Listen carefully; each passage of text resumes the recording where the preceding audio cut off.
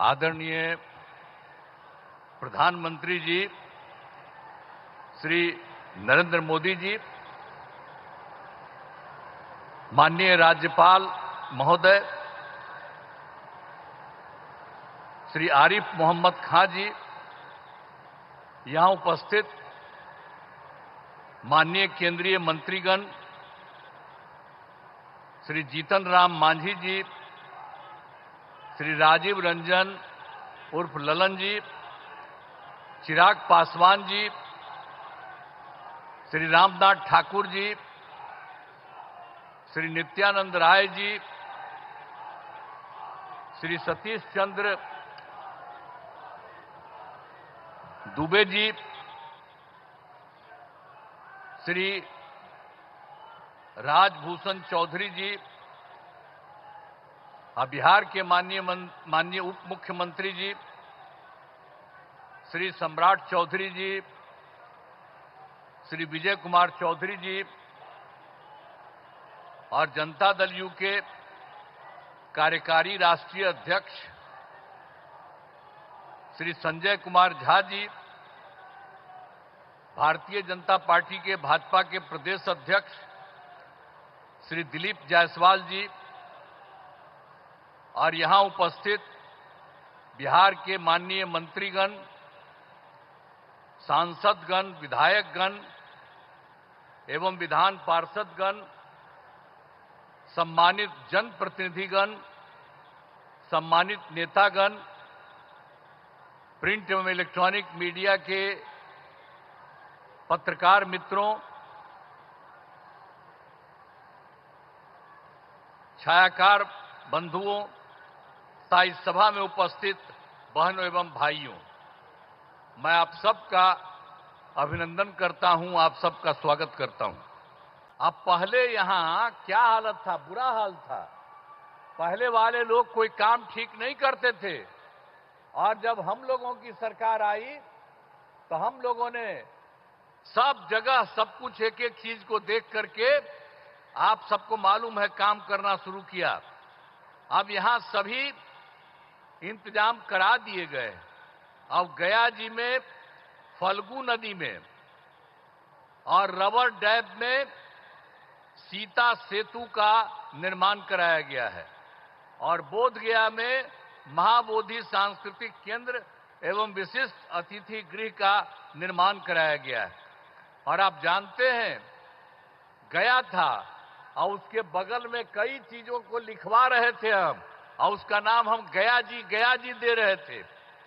और उसी के बाद केंद्र के साथ आया हम लोगों को यहां पर आए हुए आदरणीय प्रधानमंत्री जी।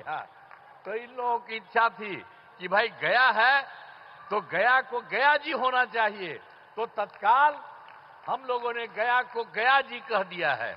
आज यही सब देख करके तो हम लोग तो कर ही रहे थे आप लोगों को, लेकिन शहर का नाम गया ही था, तो अब गया का भी नाम गया जी हो गया अब सब दिन के लिए।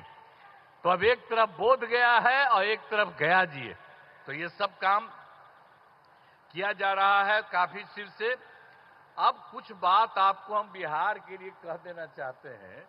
अब पहले जो हम लोगों की सरकार आई 24 नवंबर 2005 को और एनडीए की सरकार आई जिसमें बीजेपी और जदयू की सरकार थी, और उसके माध्यम से हम लोगों ने काम करना शुरू किया। लेकिन उसके पहले की जो सरकार थी उसका कोई काम नहीं था, सरकार से कोई काम नहीं किया गया। लेकिन हम लोगों की जब सरकार आई तब से हम लोगों ने एक एक काम करना शुरू कर दिया और पूरे बिहार में, और उसके लिए बिहार के विकास में हम लोग चारों तरफ लगे हुए हैं और हर तरह से सब जगह से कानून का राज है। अभी एक चीज आपको बता देना चाहता, सभी क्षेत्रों में तेजी से विकास हो रहा है, चाहे शिक्षा हो, स्वास्थ्य हो, सड़क हो, बिजली हो, सभी काम हो रहे हैं। हाल ही में कुछ नए, बाकी जो सब काम हम लोग करवा ही रहे हैं, लेकिन अभी हाल ही में कुछ और भी काम करवाए हैं। तो इसी के लिए नए निर्णय लिए गए हैं अभी हाल में। तो अभी वृद्धजनों, दिव्यांगजनों और विधवा महिलाओं को मिलने वाली पेंशन की राशि 400 रुपया थी। तो इसीलिए भी हम लोगों ने उनको बढ़ा करके 400 रुपये को बढ़ा करके 1100 रुपया कर दिया है और इसमें कुल मिलाकर के 1,12,00,000 लोगों को फायदा हो रहा है। तो हम लोगों की सरकार में तो सब तरह से लोगों को फायदा देने का काम किया ही जा रहा है।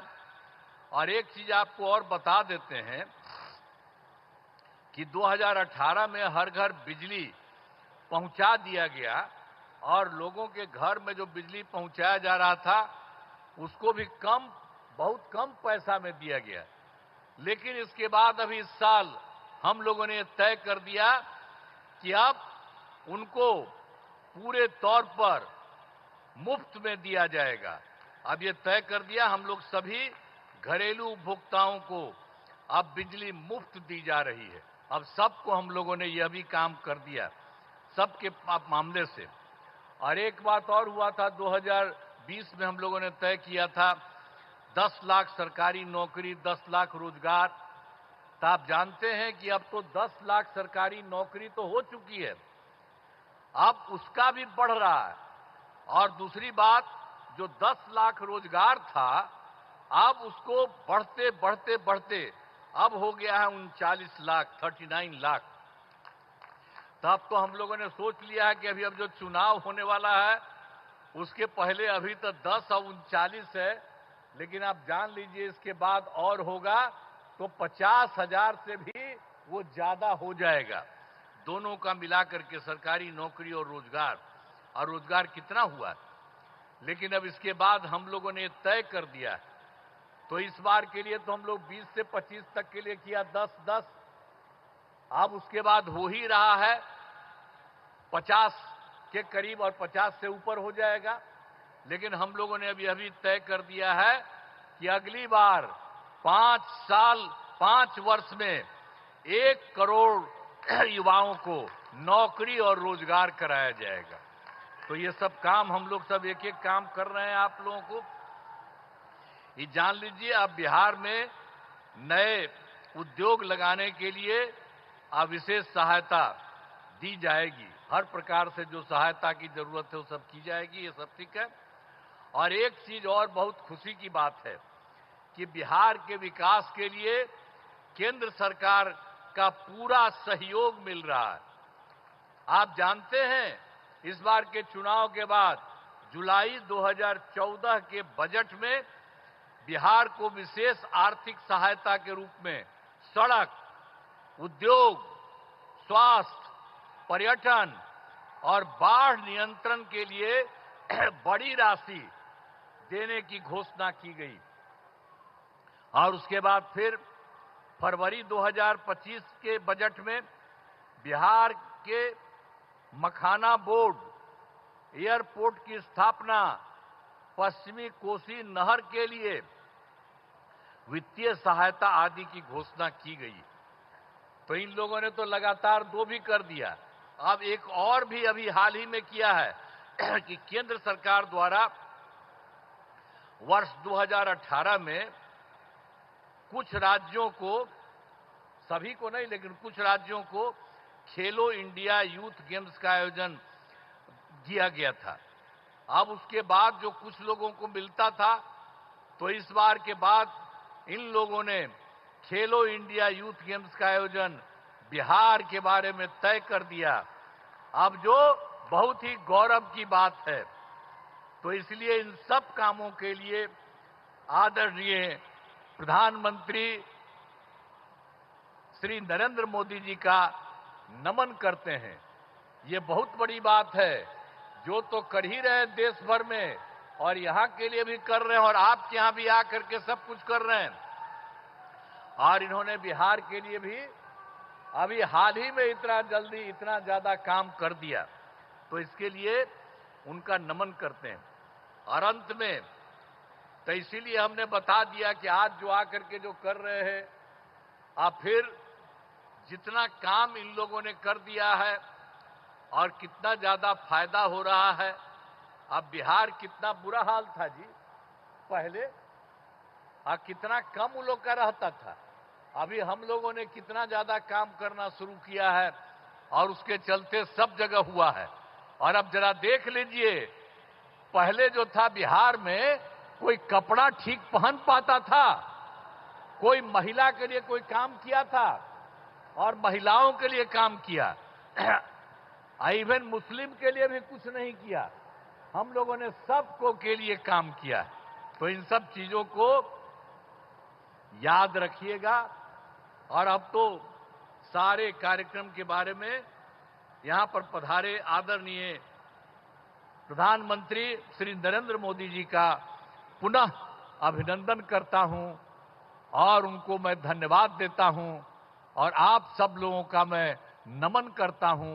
इन्हीं शब्दों के साथ मैं अपनी बात समाप्त करता हूं। बहुत बहुत धन्यवाद।